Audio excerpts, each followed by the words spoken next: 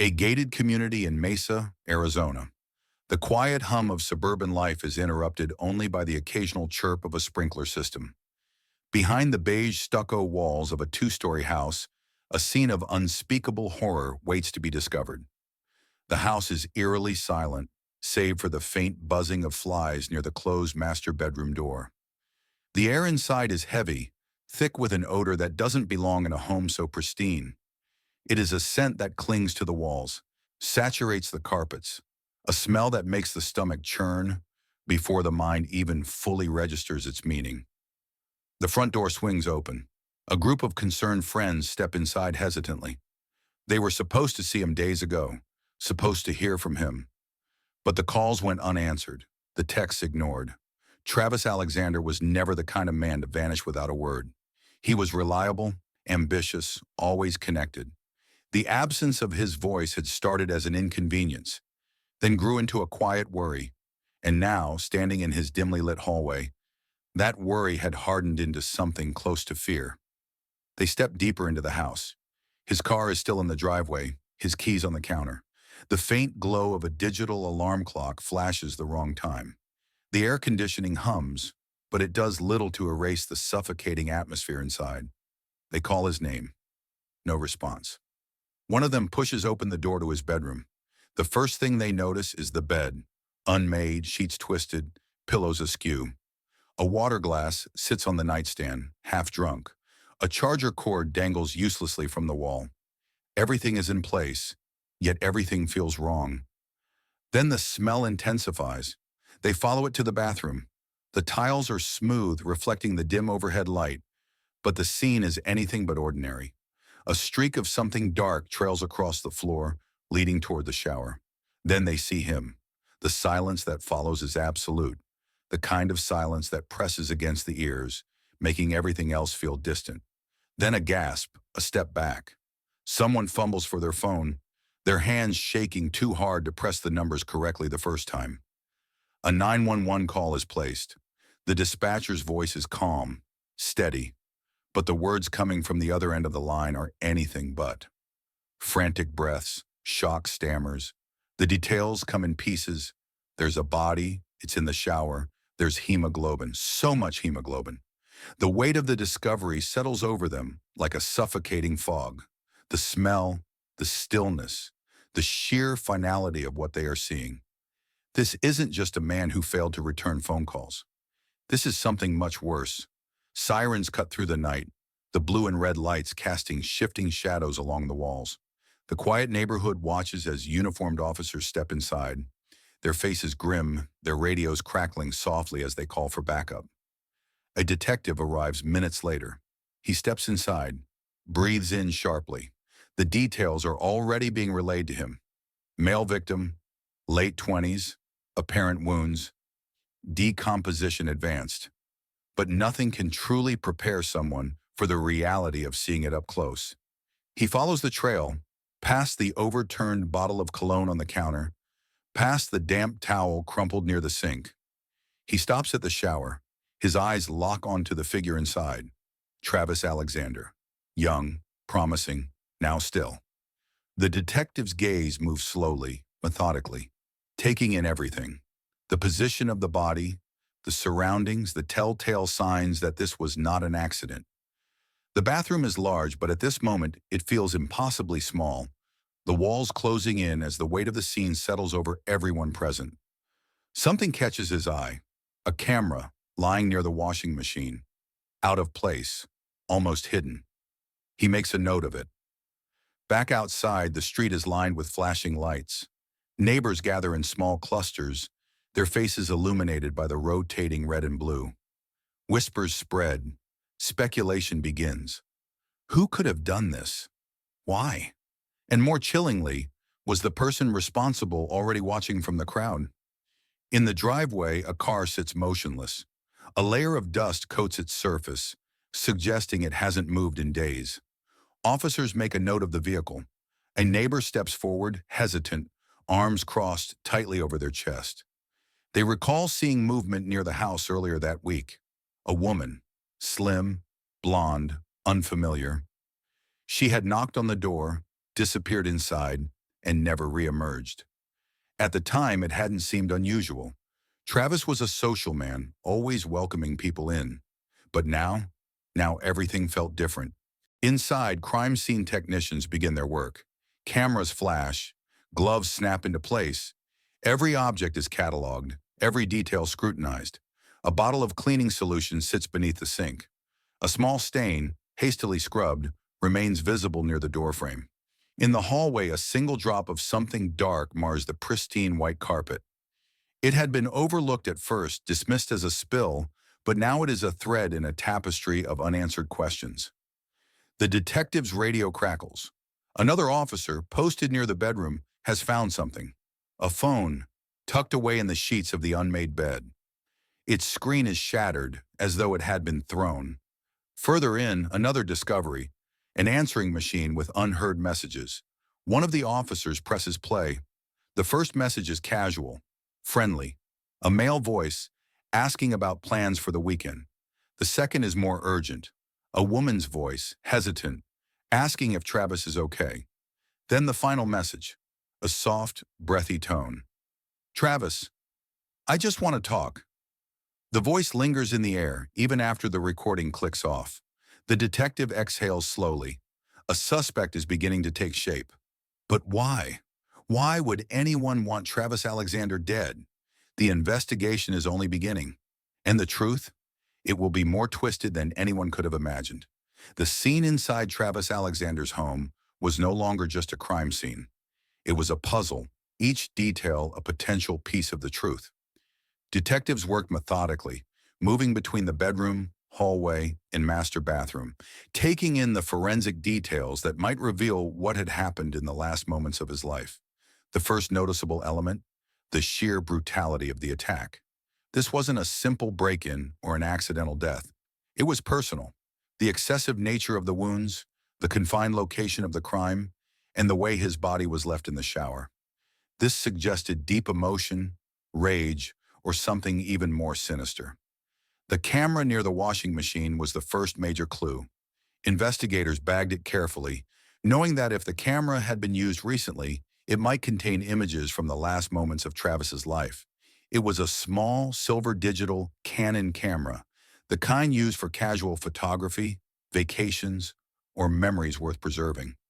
But in this case, it might hold something far more incriminating. Another critical discovery came from his phone records. Despite the crime occurring days earlier, Travis had received multiple missed calls and voicemails from one person, Jodi Arias.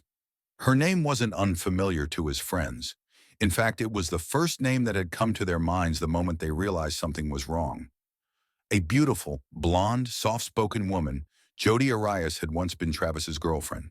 Their relationship had started with an undeniable spark, passionate, intense, and filled with chemistry. But there was another side to their romance, a side that made friends uneasy. Jodi wasn't just in love with Travis. She was obsessed. She had moved to Mesa after meeting him, despite the fact that their relationship had already begun to fracture. When they finally broke up, Travis had tried to move on, dating other women, focusing on his career. But Jodi never really let go. Friends recalled moments that seemed harmless at first, but strange in hindsight. Jodi showing up unannounced at Travis's home, mysterious slashed tires on his car, Travis confiding to friends that Jodi had hacked into his social media accounts. It was as if, no matter how much Travis tried to separate himself, Jodi found a way back into his life. Jodi Arias was miles away when detectives called her in for questioning. She seemed cooperative at first, willing to talk, offering details of their relationship, even appearing heartbroken over his death. She told detectives she had last seen Travis weeks before the murder. She cried. She said she had loved him. She said she couldn't imagine who could have done this. But something was off. Her demeanor was too controlled, too measured. The way she avoided direct questions, the subtle hesitations. Detectives had seen it before. And then, the biggest problem with her story. She had an alibi. But it didn't make sense. Jodi claimed that on the day of the murder, she had taken a road trip to Utah to see a new love interest. She had receipts from gas stations, calls from the road, and proof that she had been traveling. But there was one thing she couldn't explain.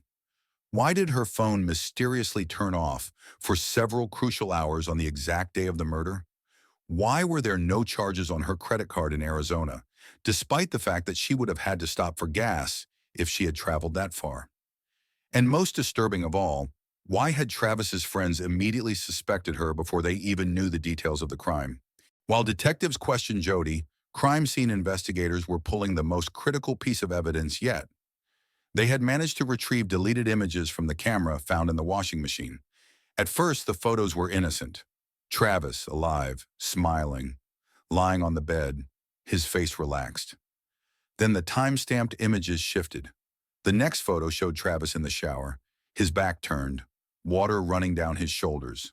The timestamp indicated it was taken minutes before his death. The final blurry image, a dark, out-of-focus shot. It appeared to be of the bathroom floor. A portion of a leg and foot were visible in the frame. The foot wasn't Travis's. Investigators zoomed in, enhanced, analyzed. They noticed something small but significant. The foot in the image had a small cut on the toe. Detectives looked back at Jodi Arias when she had been questioned earlier. She had a bandage on the very same toe. The evidence was overwhelming. The camera had captured her presence at the crime scene when she swore she hadn't been there. The phone records showed her phone had been off only during the time of the murder. Forensic tests revealed a bloody handprint in the bathroom, containing a mix of Travis's and Jodi's DNA. And yet, when confronted with the photos, Jodi didn't break. She simply looked at the pictures and said, "That's not me." The walls were closing in, but Jodi Arias wasn't done lying yet. Faced with the irrefutable evidence, she did something shocking. She changed her story completely. She no longer claimed she wasn't there. Instead, she now said she had been at Travis's house. And the reason for her silence? She had witnessed Travis being attacked by two masked intruders. She wept as she described the scene. A man and a woman in ski masks breaking in. A struggle. The woman holding her at gunpoint while the man attacked Travis. Her escaping, fleeing in fear for her life. The detective listened, but his face betrayed nothing. They had heard lies before. But this was beyond unbelievable. Jodi's story didn't match the physical evidence. It didn't explain the deleted photos. It didn't explain the phone blackout. And it certainly didn't explain the blood evidence that tied her directly to the crime. The next move was clear. Jodi Arias was no longer just a witness. She was the prime suspect. The case against her was only beginning, and soon she would be forced to confront the truth. She had already changed her story once, first denying she was there, then claiming she had been a helpless witness to a home invasion.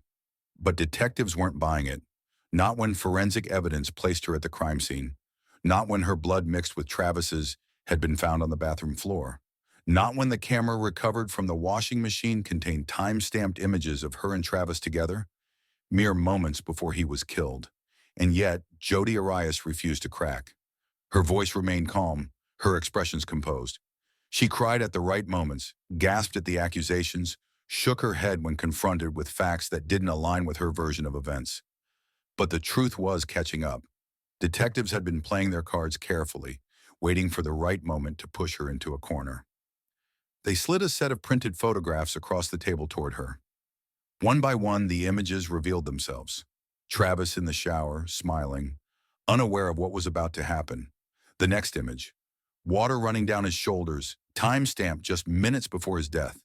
And then, a blurry accidental shot, the camera tilted downward, capturing a leg, a foot, and a small, fresh cut on the toe.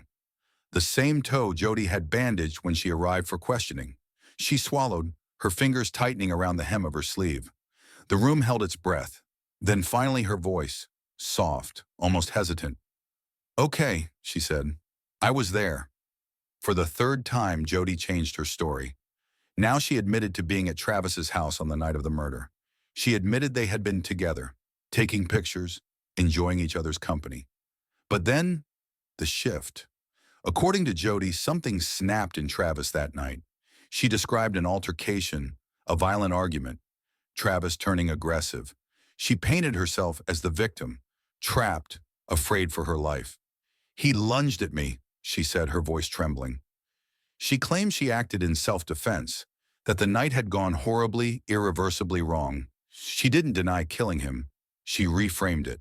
It wasn't premeditated. It wasn't murder. It was survival. Detectives let her speak. They let her weave the story in its entirety, watching as she constructed a version of events that absolved her of all responsibility. And when she was finished, they dismantled it piece by piece. If she had acted in self-defense, why did she bring a gun? If she had simply tried to stop him, why were there so many injuries, so much overkill? If she had been attacked, why were there no defensive wounds on her body? And the biggest question of all, why did she try to cover it up? The camera wasn't just a mistake, it was an accidental record of the crime. The phone records weren't a coincidence. Her phone had been deliberately turned off during the hours of the murder. The rental car she had used had been cleaned before being returned. She hadn't panicked. She hadn't acted in the heat of the moment. She had planned this. The final blow. The jury sees the evidence. When Jodi Arias finally went to trial, the prosecution didn't just accuse her of murder. They exposed the full extent of her deception. They showed the jury the recovered images, walking them through the moments before, during, and after the crime. They replayed her police interrogations, revealing how she had changed her story again and again. They read aloud Travis's own words, text messages he had sent days before his death, messages that now seem prophetic. "You are the worst thing that ever happened to me. I am afraid of you. You are a sociopath." The jury listened in silence. The trial lasted months, but the evidence was overwhelming. Jodi's story had collapsed under its own contradictions. And yet in the courtroom, she still smiled for the cameras. She still maintained her innocence. Was she delusional, or simply a master manipulator? No one could say for certain, but one thing was clear. Jodi Arias wasn't just a woman in love. She was a woman willing to kill. The courtroom was silent, a still, suffocating kind of silence, the kind that stretches before a moment of impact. The jury had been deliberating for days, sifting through thousands of pieces of evidence, hours of testimony and the tangled contradictions that made up Jodi Arias' shifting story. Now, after months of public spectacle, forensic revelations, and psychological warfare, the moment of reckoning had arrived. Jodi sat at the defendant's table, wearing a light-colored blouse, her hair parted neatly, her hands folded in her lap. Gone was the smiling woman from the interrogation tapes. Gone was the soft-spoken, flirtatious demeanor she had used with detectives. Now she was composed, emotionless. Travis Alexander's family sat in the front row, hands clasped tightly together. They had waited years for this. The judge shifted, clearing her throat. The foreperson of the jury stood, a sheet of paper in her trembling hands. She took a breath, and then the words, "We, the jury, find the defendant, Jodi Ann Arias, guilty of first-degree murder." A ripple of emotion spread through the courtroom. Some gasped, others nodded. Travis's siblings wept quietly, gripping each other's hands. Prosecutors exchanged glances of quiet relief. But Jodi? She barely reacted. No tears, no outbursts, no shaking hands. She simply blinked, staring straight ahead, as if she had expected this, as if she had already moved on to the next phase of her plan. In the days following the verdict, the media swarmed. The trial had already become a national obsession, but now Jodi herself became the focus of attention once again, and she loved it. Instead of fading into the background, she embraced the cameras. Just hours after her conviction, she granted an interview. Seated in a jail-issued jumpsuit, she smiled at the reporter, her voice as soft and calculated as ever. And then, with a calm, almost amused expression, she made an astonishing statement. "I would rather get the death penalty than life in prison." It was a shocking declaration. Had she truly accepted her fate? Or was this another layer of manipulation, another way to keep herself in control of the narrative? The public was divided. Some saw her as a cold-blooded killer, unwilling to admit the depths of her cruelty. Others, disturbingly, saw her as a tragic, misunderstood woman, a victim of her own obsessive love. Either way, one thing was certain. Jodi Arias was not done playing her game. In the sentencing phase, Travis's family stood before the court, one by one, giving their victim impact statements. They spoke of Travis's kindness, his dreams, his infectious energy. They spoke of the pain of losing him, the horror of the way he was taken. His sister's voice cracked as she looked directly at Jodi. "You have stolen everything from us." But when Jodi was given the opportunity to speak, she didn't apologize. Instead, she gave a presentation. She stood before the court with a slideshow, listing reasons why she believed she should not receive the death penalty. She spoke of her potential contributions to society. She said she wanted to donate her hair to cancer patients. She wanted to start a book club for inmates. She wanted to teach Spanish. The courtroom stared in disbelief. She wasn't asking for forgiveness. She wasn't expressing regret. She was pitching herself, as if she were the victim. The jury was deadlocked on her sentencing, unable to decide between life in prison or death. Ultimately, the judge handed down a life sentence without the possibility of parole. Jodi Arias was sent to Perryville Prison in Arizona, a maximum security facility where she would spend the rest of her life. But even behind bars, she refused to fade into obscurity. She became a celebrity within prison walls, gaining a following of admirers who saw her as fascinating, even seductive. She gave interviews, sent letters, sold her artwork online. She still sought attention, control, relevance. Even after being convicted of one of the most brutal crimes in modern history, she still managed to capture the public's imagination. And that, in itself, was terrifying. Years later, Travis Alexander's name is still spoken with reverence by those who knew him. His family continues to honor his memory, speaking out about domestic violence, warning others about the dangers of obsessive relationships. His friends remember him as a man who lifted people up, who dreamed big, who should have had decades ahead of him. But Jodi Arias' name also lingers, not as a victim, not as a misunderstood lover, but as a cautionary tale of what happens when obsession turns deadly. Even now, the debate continues. Was she a cold-blooded killer, fully aware of her actions? Or was she a deeply disturbed woman, consumed by a love that twisted into something monstrous? The truth is written in the evidence, in the crime scene, in the forensics, in the calculated attempts to cover her tracks. She knew exactly what she was doing. She tried to erase it. And still, she smiles in the cameras, as if daring the world to keep watching. The story of Jodi Arias isn't just about love or jealousy. It's about power, control, and what happens when someone refuses to let go. If you enjoyed this content, don't forget to like, comment, follow, and subscribe for more amazing true crime stories.